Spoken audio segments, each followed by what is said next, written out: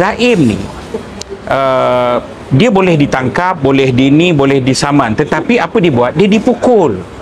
Kena faham Zaim ni dia sakit, macam mana saya nak cakap, dia sakit angin pasang, sakit hernia. Semalam ada teman wartawan yang ikut saya, Harakah ikut saya pergi ke rumah dia, dan dia nak tunjuk juga bagaimana sakit dia. Dia bawa saya masuk dalam bilik dia, dia tunjuk kemaluan dia, testis dia besar, lebih besar daripada buah mangga. Dan saya tengok, saya rasa sakit tu kan. Saya terfikir, macam mana dia boleh bergerak? Saya kata, macam mana kau bergerak, jual belon, duduk kerja apa semua? Bang, dia panggil saya bang, saya tak ada benda lain saya nak buat. Saya tamat darjah 3. Saya orang miskin. Saya nak operation hernia 18 hari bulan. Saya kena cari untuk diri saya. Saya tak boleh mencuri. Saya tak faham benda-benda itu. Yang akhirnya dia mencari rezeki dan dia difitnah, dia pukul penguatkuasa.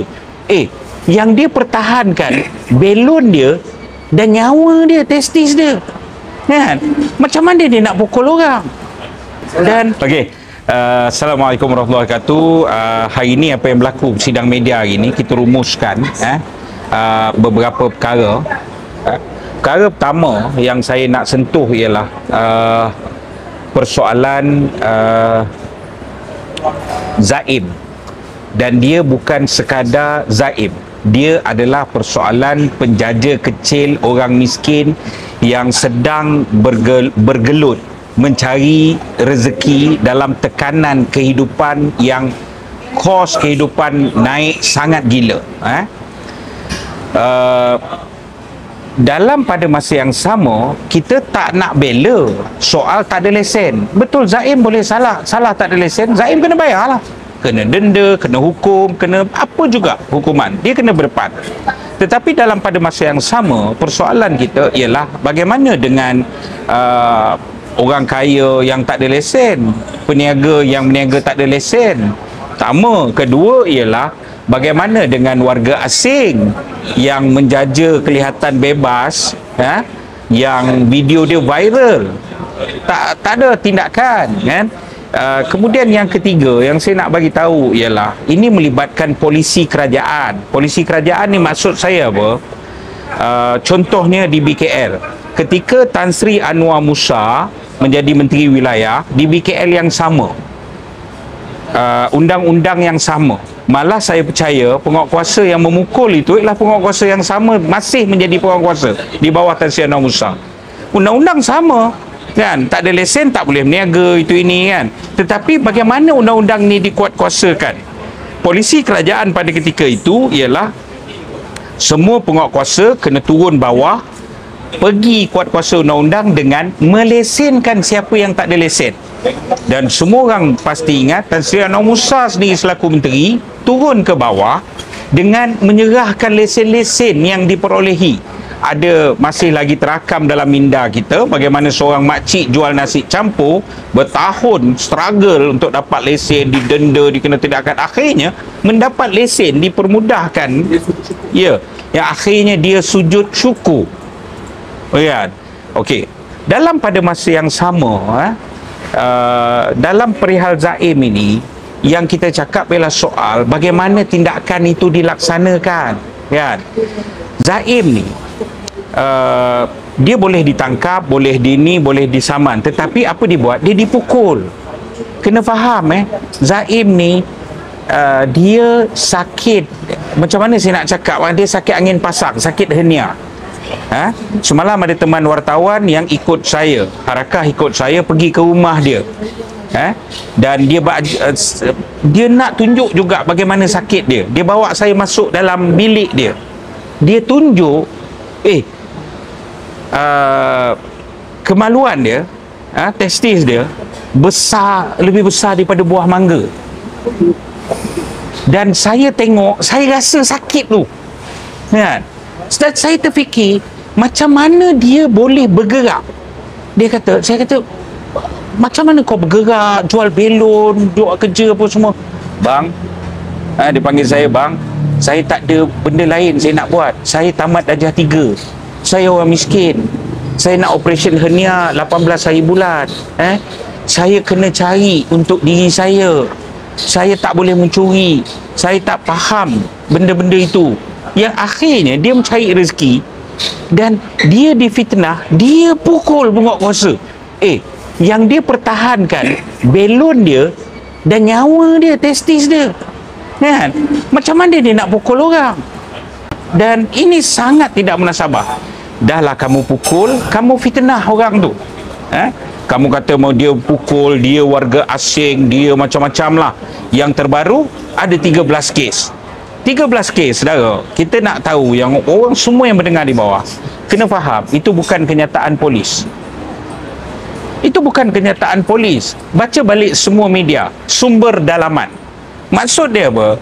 Ini yang saya kata, ada satu pihak di belakang yang cuba mempertahankan benda ni. Bila benda ni jadi, Saitro Pakatan Harapan, Saitro PH apa semua bantai, kan? Ini warga asing.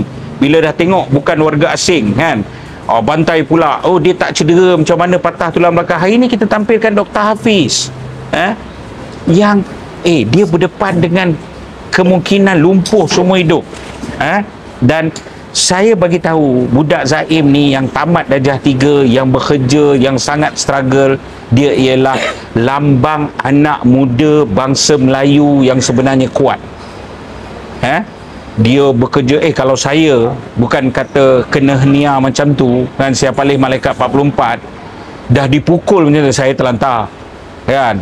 Silap-silap mungkin ada yang mati. Kerana itu kita tampil membela supaya benda ini tidak berlaku kepada orang miskin yang lain. Anak-anak seharusnya diberi peluang, kan, bukan diinaya seperti ini. Dan saya minta semua pihak berhentilah. Kenapa kita serang ni? Puak-puak pro Kupai, kumpulan penjilat Anwar Ibrahim, geng Macai, mereka yang mempercayai apa saja cakap Anwar Ibrahim ni, yang gila-gila bantai dia, kan? Kita bukan bantai Anwar Ibrahim. Kita nak membela budak ni. Adakah memang polisi kerajaan sekarang ni ialah yang kamu kena bantai semua orang miskin dan hina orang macam ni, kan? Itu yang pertama. Yang kedua ialah kes lampau. Saya sebut dengan jelas lah.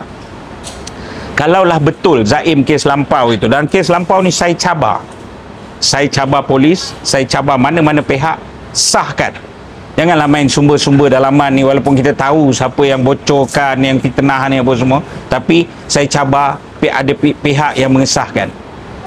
Dan kamu kena faham, Zaim dah ada pasukan lawyer, bukan Jaksa Rafiq, dia ada pasukan of lawyers, yang bersedia mengambil tindakan membela semua fitnah, semua yang dia kena ni, kan. Ada siapa-siapa, you are most welcome untuk mengesahkan benda itu. Kalaulah ada 1-2 kes, dia kes urine test apa semua, tapi saya nak ada fitnah. Saya baca, ketika Zaim ditangkap, Zaim operasi itu dibuat, Zaim ni tengah high, tengah kacip, kan. Jadi dia bertindak melawan satu bab penyakit lah. Satu bab kedua saya bagi tahu ialah tidak ada ujian air kencing, tak ada apa pun yang dibuat, dan Zaim memang bersih pada ketika itu. Dan adakah kerana 1-2 tindakan salah, terkhilaf dalam kehidupan kamu nak hukum? Orang yang dah liwat budak kerja dengan dia, kan, malah ada pula yang 3-4 orang mengaku buat akuan sumpah dan sebagainya, dan dah ada rekod di penjara kerana salah guna kuasa, 2 kali di penjara, boleh jadi Perdana Menteri. Ada siapa berani bercakap soal itu? Malah diberi pula raja beri pengampunan, kan. Kedua ialah timbalan Perdana Menteri kita 47 kes diakui ada kes, kerana itu call for defense, dipanggil pembelaan. Ada prima facie kes itu, dipanggil pembelaan. Dan oleh kerana itu, jangan bercakap lah kes lampau ni, kerana manusia paling keji dan jijik ialah Perdana Menteri Malaysia, kan. Jadi lihat ke depan, gandingkan semua kekuatan, kan. baik kamu di pihak kerajaan, malah di pihak DBKL sendiri, yang seharus diambil pendekatan adalah memperbaiki, mengakui kesalahan, kan, memperbaiki. Dan itu adalah pendekatan yang lebih baik daripada kamu terus nak konfront, nak ni. Kena jadi apa negara Malaysia ni, kan? Cukuplah kita ada contoh yang terbaru, menteri besar macam badut dan clown, yang satu hari bertukar, yang bercakap berapu, kan? Lepas tu dah disalahkan PAS pula. Saya tak faham. Jadi ini bukan soal politik, ini soal zaim, ini soal kemanusiaan, ini soal penjaja kecil, ini soal anak muda miskin, ini soal golongan tercicir yang perlu ada pembelaan. Terima kasih. Budaya cyberbully terhadap zaim dah semakin berluasa. Even selepas berlaku begini, masih lagi sampai sekarang. Dia ni matpad, dia ni penyakit dadah, dah lempar lah, dah dicop lah begitu, dan mendatangkan trauma kepada family. Komen CB, benda ni berlaku seolah ada terancam dan seolah-olah disengajakan. Dia persoalan dia ialah saya sangat faham. Mereka cuba bagi tekanan dekat keluarga, malukan dekat keluarga, akhirnya orang miskin tak ada daya, akhirnya mendiamkan diri, kan? Dan cyberbully kali ini terancang. Yang di belakangnya saya bagi tahu dia ialah pihak rejim itu sendiri. Pihak rejim itu sendiri yang memberi arahan untuk mengeluarkan benda itu dan memalukan. Jadi kerana itu saya sangat terkilanlah kepada Saitro, Kupai, geng Macai ni. Tak berbaloi kamu nak menaya satu orang dengan duit upah prepaid yang kamu dapat sikit sangat tu, kan?